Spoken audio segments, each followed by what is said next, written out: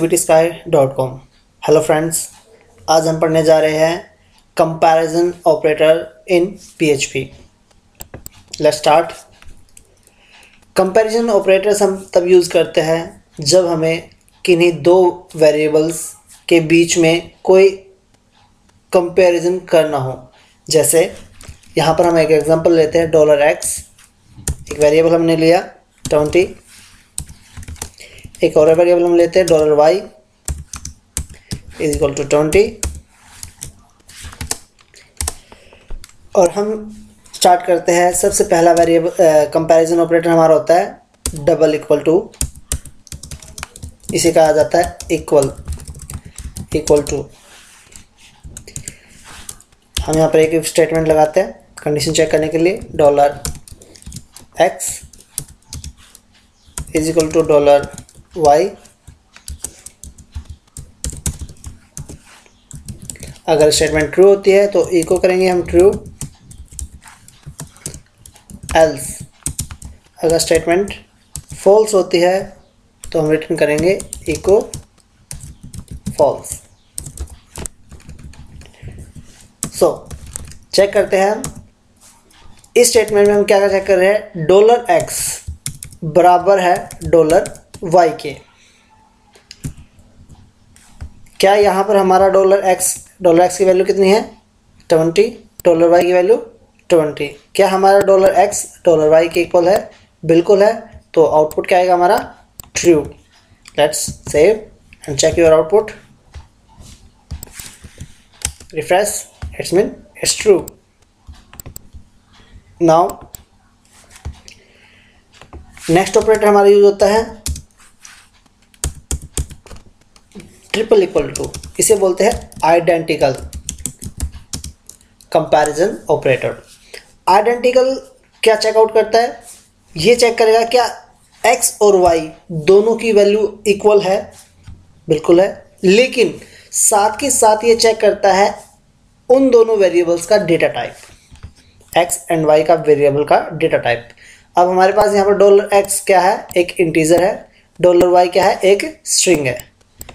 हम आपको दोबारा बता देते हैं कि कैसे पता चलता है कि हमारा वेरिएबल क्या है। फर्स्ट ऑफ ऑल थिंग, अगर आपने कोई भी वेरिएबल सिंगल कोट या डबल कोट में वैल्यू डाली है तो इट्स मीन्स वो ऑलवेज स्ट्रिंग कहलाएगी। फिर हम चेक करते हैं, एक फॉर्मूला, एक फंक्शन होता है var dump $x, को सेव करते हैं एंड प्रिंट आउट। $x हमारा क्या है? इंट है। लेकिन अगर हम $y देखते हैं तो $y का वेरिएबल टाइप क्या हमारा? स्ट्रिंग है। यानी कि दोनों का वेरिएबल टाइप डिफरेंट है। तो जब हमने डबल इक्वल टू लगाया था तो उसने वेरिएबल्स की वैल्यूज को चेक किया था, उनके डेटा टाइप को चेक नहीं किया था। लेकिन जब हम ट्रिपल इक्वल लगाते हैं इट्स मीन दैट्स आइडेंटिकल। वो बिल्कुल मैच चेकआउट करता है कि दोनों की वैल्यू सेम हो और साथ के साथ दोनों का डेटा टाइप भी सेम हो। अब यहाँ पर वैल्यूज भले ही सेम है लेकिन data type is the different, तो इट्स मीन आउटपुट आएगा हमारा false. Let's check out, false. लेकिन अगर दोनों की वैल्यू मैं सेम कर दूं, यानी कि दोनों की वैल्यू को मैं इंटीजर कर देता हूं, देन इट्स मीन ट्रू। तो ये होता है आपका आइडेंटिकल।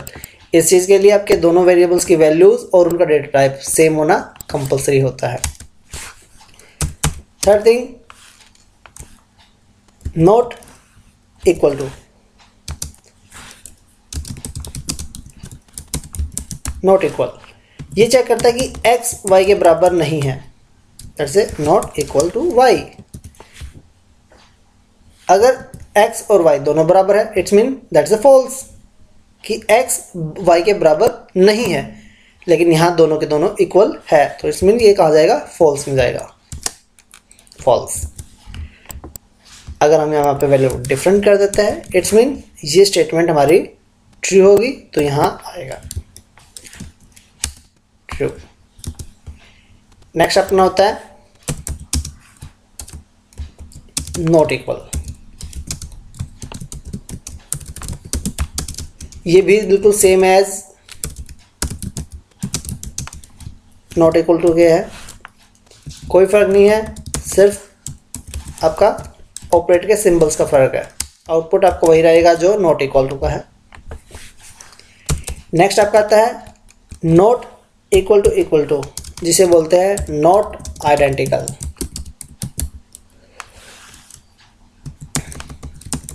कि $x बराबर नहीं है $y के, या फिर उनका डेटा टाइप सेम नहीं। वही चीज़ मैंने जैसे यहाँ पर हमने किया, दैट इज आइडेंटिकल, यानी कि इसने डेटा टाइप को चेक कर रहा था, तो यहाँ पर भी वो डेटा टाइप चेक करेगा। अब यहाँ पर हमने 20 और 10, that is not equal to, it's mean that is true. लेकिन अगर हम यहाँ पर 20 कर देते दैट इज ए फॉल्स। क्यों? क्योंकि x y बराबर है, साथ ही साथ उनका डेटा टाइप भी सेम है। लेकिन मैं यहाँ पर अगर डेटा टाइप चेंज करता हूँ तो इट्स गोज टू ट्रू, क्योंकि वैल्यू सेम है लेकिन data type is not same. तो नॉट इक्वल टू का मतलब क्या है कि दोनों वेरिएबल्स की वैल्यूज सेम नहीं होनी चाहिए, या फिर दोनों का डेटा टाइप सेम नहीं होना चाहिए, तभी वो आपको रिटर्न में ट्रू करेगा। नेक्स्ट आपका आता है ग्रेटर देन का मतलब कि $x बड़ा है $y से। $x $y both are equal, तो इट्स मीन फॉल्स। अगर x की वैल्यू बड़ी है y से तभी वो आपको ट्रू रिटर्न करेगा, ट्रू। यहाँ पर हमारे पास क्या है, x की वैल्यू कितनी है 30, y की वैल्यू 20, तो x बड़ा है y से, तो इट्स मीन ट्रू। नेक्स्ट आपका होता है less then,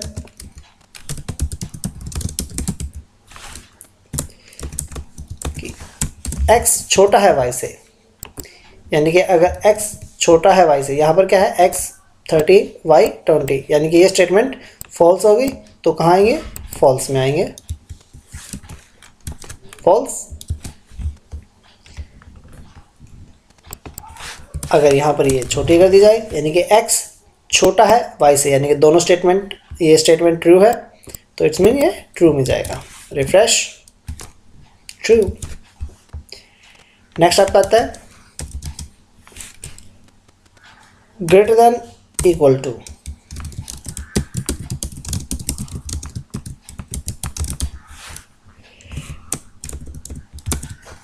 greater than equal to का मतलब कि $x y से या तो बड़ा हो या फिर बराबर हो, तभी ये रिटर्न में ट्रू करेगा। It's return A true if $x is greater than और इक्वल टू y। यहाँ पर $x बड़ा नहीं है ना ही बराबर है, तो रिटर्न क्या आएगा, फॉल्स आएगा, फॉल्स। लेकिन अगर $x बराबर है $y के, जैसे आपने बताया कि $x या तो बराबर हो या फिर बड़ा हो y से। अब यहाँ पर $x बराबर है y के, तो मीन्स ट्रू आपको देगा। रिफ्रेश करते हैं, ट्रू। अगर $x बड़ा हो जाता है तभी भी आपको ट्रू देगा। क्यों? क्योंकि $x या तो बड़ा होना चाहिए या फिर बराबर होना चाहिए $y के, ट्रू। नेक्स्ट आपका आता है लेस देन इक्वल टू।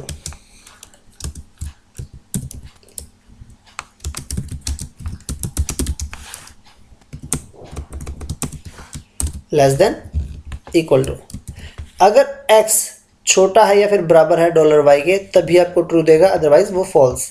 यहाँ पर x बड़ा है y से, तो इस मीन फॉल्स आपको देगा। आउटपुट देखते हैं रिफ्रेश करके, रिफ्रेश, फॉल्स। यानी कि अगर x बराबर है या फिर छोटा है y से तभी उसका ट्रू आएगा। अब यहाँ पर दोनों बराबर है तो मीन्स ट्रू। क्लियर? एक सबसे बड़ी कंफ्यूजन होती है लोगों को, कुछ कैंडिडेट्स क्या करते हैं, कहते हैं sir less than equal to या फिर इक्वल टू लेस देन दोनों बराबर है। नहीं, that is wrong. Greater than equal to वो कहते हैं सर ऐसे लगाओ या फिर ऐसे लगाओ, दैट इज अ थिंग। नहीं, दैट इज रॉन्ग। कभी भी इक्वल टू पहले नहीं आएगा, that is a wrong thing. यानी कि अगर आपने ग्रेटर देन या लेस देन यूज़ करना है तो हमेशा ग्रेटर देन यूज़ करना है, तो greater than equal to, that is the right method. लेकिन अगर इक्वल टू ए कर देते हैं तो that is a wrong. Same thing less than के अंदर है, less than equal to right pattern, लेकिन अगर आप इक्वल टू लेस देन करते हैं दैट इज़ अ रॉन्ग। तो ये चीज़ आपको हमेशा याद रखनी है, कभी भी इक्वल टू पहले नहीं आता है। जस्ट हैव अ लुक, हम क्या करते हैं, इक्वल टू पहले लगाते हैं और ग्रेटर देन बाद पे लगाते हैं, इट शो है एरर। क्लियर? तो कभी भी इक्वल टू पहले नहीं आता है, ये बात आप अपने माइंड में बैठा लीजिए। हमेशा जो ऑपरेटर्स बनाए गए हैं, जिस तरीके से उनको लिखने का मेथड दिया गया है, आपको वैसे ही लिखना है। आप ऐसे नहीं लिख सकते not equal to is equal to the right, आप ऐसे नहीं कर सकते इसको, दैट इज अ रॉन्ग। तो ऑपरेटर्स का लिखने का पैटर्न कभी भी नहीं बदलना है। तो ये था आपके comparison operators. Thank you for watching our videos and please like and share our videos and subscribe the channels.